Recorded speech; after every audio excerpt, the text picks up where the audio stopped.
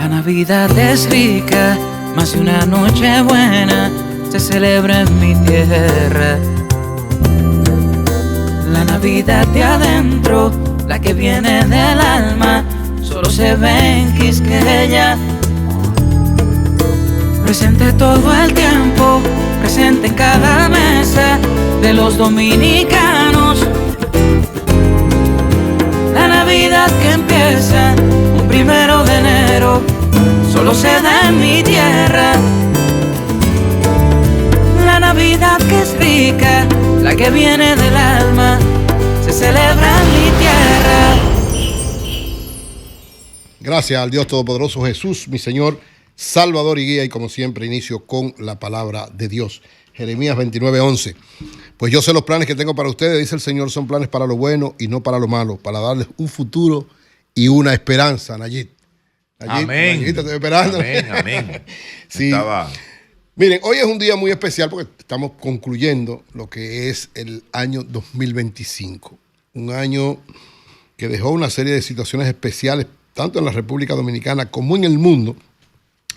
Y precisamente lo importante, antes de uno reevaluar este tipo de cosas y pensar en lo que serían las expectativas de un nuevo año que se inicia hoy a las 12 de la noche, el 2026, es reevaluar una serie de elementos importantes que se dieron en el mundo y se dieron en la República Dominicana, que merecen ser reevaluados, exaltados, porque en la medida en que usted sabe ver las cosas que le han sucedido, podrá prever, predecir y de alguna manera actuar conforme a no repetir los errores y a profundizar las cosas positivas que le ha dejado el tiempo específico que ha visto, en este caso, el año 2025.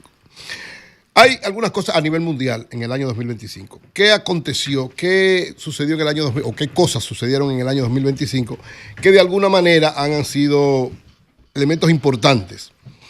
Lo primero es, bueno, el cambio de gobierno del presidente Donald Trump provocó una situación en el mundo sumamente interesante, porque evidentemente lo que aconteció con la subida de Trump fue una transformación significativa de las relaciones económicas, básicamente, y de alguna manera de las relaciones políticas. Trump imponiendo primero unos aranceles que trastocaron incluso el comercio mundial y generaron desde el principio una especie de incertidumbre económica que provocó situaciones difíciles a todos los países del mundo, incluido al propio Estados Unidos, pero a todos los países del mundo, porque Trump entendía, por lo menos en un primer momento, que la forma en cómo él hacía fuerte a los Estados Unidos era tratando de cambiar la forma en que los Estados Unidos habían tratado comercialmente a otros países, especialmente por la emergencia de China como una potencia económica mundial. Entonces entendía que Estados Unidos debía fortalecerse y la forma era tratar de variar un poco. Estos aranceles provocaron una especie de freno de la economía, luego un leve retroceso, y poco a poco ha ido, cambiándose la situación, porque Trump se ha dado cuenta que no es así, que el mundo no puede manejarse de esa manera y que lógicamente él ha ido entonces cambiando el entorno de lo que estaba planteando y siendo más flexible en muchas cosas. Pero el hecho de él volver al poder y venir con esta política, sobre todo en el aspecto económico, hizo un cambio significativo en el mundo en el 2025. Hoy estamos, ¿verdad? ¿Cuál va a ser qué será lo que acontecerá para el 2026? Pero evidentemente que esto no fue un buen augurio. En el caso político, se movió para tratar sobre todo de frenar dos grandes situaciones que acontecían en el mundo en el 2025, que era una, la guerra de Ucrania y Rusia, y el otro, la situación en Israel. Dos, ¿verdad?, situaciones históricas, no fue él que la provocó, sino que la heredó de alguna manera, y hizo todo el esfuerzo por resolverlo. Las dos, hubo avances mínimos para resolverlo, pero evidentemente que todavía hay situaciones muy complejas, difíciles, complicadas, que tienen multicausas. Son multicausales, que no es tan fácil resolverlas, aunque se ha avanzado, y precisamente en el día de ayer se reunió con Zelensky para tratar de una propuesta que parece que él se ha puesto de acuerdo con el presidente de Rusia, pero que todavía no ha cuajado con Ucrania. Está pendiente. Y en el caso de Israel, aunque se logró un avance importante, porque en el caso de Hamas dio pasos para ya soltar las armas y una serie de situaciones.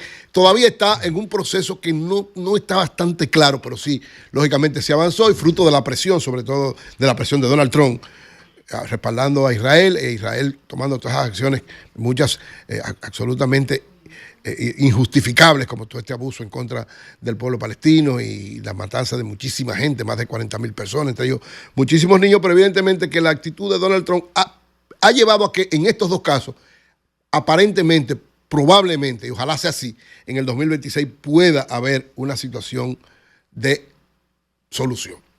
El otro aspecto que caracterizó al mundo en el 2025 fue la conversión ya de la inteligencia artificial en un arma cotidiana para todos nosotros y en un elemento de comercio, de trabajo y de producción prácticamente, entre comillas, porque realmente no produce nada, pero bueno, determina muchas cosas de las relaciones comerciales. O sea, la inteligencia artificial, sobre todo la cantidad de dinero que se está invirtiendo para desarrollar la inteligencia artificial, hablaba el New York Times y varios mecanismos internacionales, publicaciones, de que son más de 400,000 millones de dólares que estaba planificado invertirse entre el 2025 y 2026 para desarrollar la inteligencia artificial. Porque ya la inteligencia artificial es parte de nuestra vida cotidiana, del mundo entero. En el caso tal vez de América Latina todavía tenemos algunas limitaciones en torno a cómo se ha desarrollado en otros lados, pero caminamos hacia allá. Sí, este hecho ha significado una transformación significativa de todo, absolutamente todo de nuestras vidas. Y la gran discusión está en toda esta inversión, si podría provocar una especie de colapso económico. Eso es lo que la mayor parte de los economistas del mundo, de los analistas de estas situaciones, plantea que puede ser que esta inversión tan irracional, digamos, en términos de algo que a final de cuentas lo que produce es un servicio especial, pero que no genera ninguna cuestión propiamente dicha, pudiera trastocar de tal manera que provocara un colapso económico, una especie, ¿verdad?, de bancarrota o de una situación de las empresas que están en eso. Pero hasta ahora eso no se ha producido, es solamente una expectativa. Lo cierto es que el 2025 fue un año de consolidación de este aspecto de la inteligencia artificial y sobre todo de la expectativa de una gran inversión que lógicamente va a significar en muchos aspectos transformaciones sumamente radicales para la cotidianidad de la gente en los países desarrollados y en los países no desarrollados, porque al final de cuentas es a todo el mundo que afecta. En el plano de la República Dominicana hay varias situaciones que yo creo que es importante plantearlas. Lo primero, el año 2025 se va a recordar siempre como el año, ¿verdad?, de la tragedia de Yexet. Julio hacía un análisis brillante, yo lo asumo plenamente en todo lo que está planteando. No ha habido una bases reales para decir lo que pasó ahí. Esperamos, ¿verdad?, que ojalá en este año podamos lograr que eso se concretice de esa manera, porque evidentemente tiene que haber una explicación científica de lo que aconteció ahí y todos esperamos que así sea. Otro aspecto que fue de suma importancia, desde mi punto de vista, para la República Dominicana, es el hecho de que la economía, que tradicionalmente la economía de la República Dominicana había sido, ¿verdad?, de las mejores de América Latina, la más importante, con un crecimiento sostenido histórico de alrededor del 5%, con una serie de elementos importantes, sin alteraciones de situaciones especiales. Sin embargo, el 2025, desde el punto de vista económico, es un año sumamente difícil para la República Dominicana, para los dominicanos. Lo primero es que el Banco Central, bueno, ya informó que se creció 2.2%. Muchos economistas entienden que no se va a llegar al 2%. Al parecer, el desenvolvimiento económico de noviembre y diciembre hizo el impulsito que faltaba para pasar del 2%. Estaba leyendo a varios economistas que entienden que hubo como un aumentico de la cifra, pero bueno, yo siempre creo en el Banco Central. El Banco Central, aunque todavía estas no son las cifras finales, porque el año termina hoy, hay que esperar también que termine, ¿verdad?, el año completo para medirlo, y entonces en los primeros días de noviembre ya se dará el resultado final, pero parece que estará alrededor del 2%. El banco no le da su ayudadita. Bueno, generalmente los organismos internacionales que dan ayudadita, su maquilladita, no, el Banco yo siempre he defendido al Banco Central. Sí. Y digo que el Banco Central, siempre he creído en los cifras, incluso en los momentos más complicados y difíciles, no puedo por qué no creer ahora. Yo decía, noviembre y diciembre no tuvieron el desenvolvimiento económico tradicional que se esperaba por la situación del país. Porque el informe de la reunión del día de ayer, la reunión sobre política, sobre la tasa de política monetaria, ellos dicen ahí que el mes de noviembre tuvo un movimiento, un crecimiento de un 3.2%. 3.2 en noviembre. Bueno, yo no sentí lo que pasa, la gran actividad económica que hubo. Yo siempre digo, en noviembre, a pesar de Black Friday. Noviembre siempre, el Black Friday le da un impulso. En los últimos tiempos. Eso no se sintió este año. Bueno, tal vez no lo sentimos nosotros, hay que ver. El Banco Central mide las cosas. O sea, yo decía, el 2% iba a estar en función de lo que pasara en noviembre y diciembre. Lógicamente, las navidades han sido muy lentas.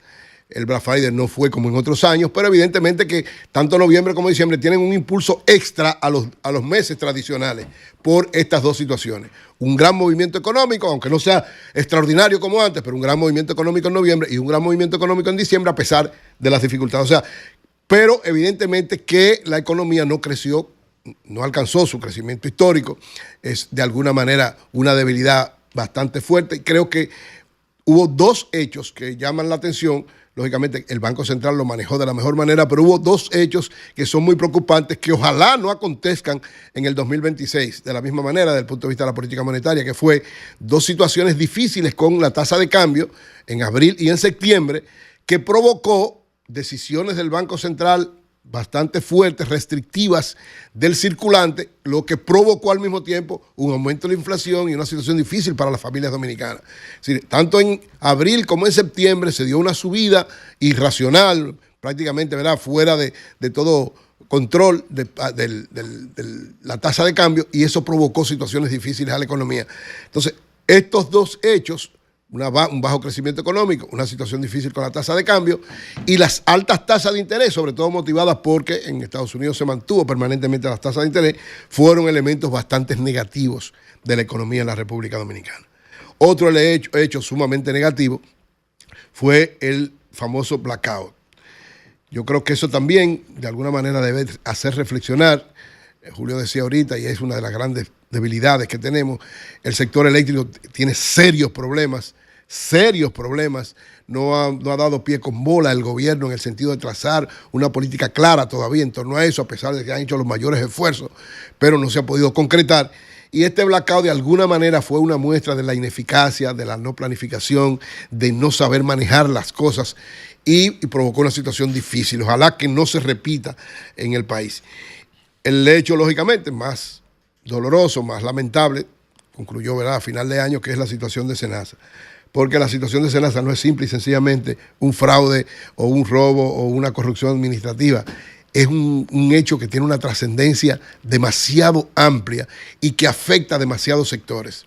Es decir, no es simple y sencillamente haberse llevado 10.000 o 20.000 o 15.000 o 30.000 o la cantidad de millones que fuese, sino a quiénes se los tomaron. ¿Por qué? ¿Cómo puede ser que se implementara un robo de esta naturaleza, un desfalco de esta naturaleza en un sector que es el que más se debe preocupar el gobierno? Porque Senasa es el seguro de los pobres, es el seguro de la gente que no puede ir, o sea, no tiene posibilidad de hacer nada porque no tiene recursos. Incluso el gobierno hasta lo subsidia. Entonces estaban robando hasta el subsidio del gobierno. Es realmente una situación que estremeció la conciencia de todos nosotros, que estremeció la conciencia nacional y que, lógicamente, con razón ha sido catalogado el mayor hecho de corrupción administrativa de la historia de la República Dominicana. No solo por la cantidad, que también es la más grande, sino por la dimensión de lo que aconteció. Yo creo que este hecho llevó al gobierno a una situación muy difícil y es una de las grandes debilidades y de los grandes retos que tiene el gobierno para el próximo año. Es decir, no es que no suceda, porque pueden suceder y siempre va, lamentablemente, la naturaleza de una parte de los seres humanos es, cuando están dirigiendo recursos, sea público o privado, la tendencia es tratar de apropiarse de ellos. Es precisamente para que las instituciones, los mecanismos de control actúen a tiempo, no posterior, no después que sucedan las cosas. Tratar de que la institucionalidad de la República Dominicana sea lo mejor posible para que las cosas se puedan prever con tiempo. Finalmente, otro elemento que yo quiero resaltar, hay muchas cosas, pero quiero resaltar por lo que significa en perspectiva la visita tanto del secretario, del ministro de Relaciones Exteriores de Rusia, como del ministro de Relaciones Exteriores, el secretario de Estado de Estados Unidos. En este año vinieron los dos ministros de Relaciones Exteriores de dos de los principales países del mundo. Solo faltó que viniera el de China. pero el de Rusia y el de Estados Unidos estuvieron en República Dominicana. Yo creo que eso dice mucho de nuestro país y que es muy importante. Yo creo que es un hecho muy trascendente del año 2025.